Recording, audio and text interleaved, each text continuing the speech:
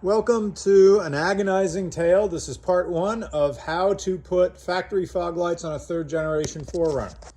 The easy part is this guy right here. Nope, outside. It goes like that. And that's where your troubles begin. You think it's gonna be easy? It's not, because if you have a third gen 4Runner, every single bolt is going to be a tale of misery and woe because they're all rusted.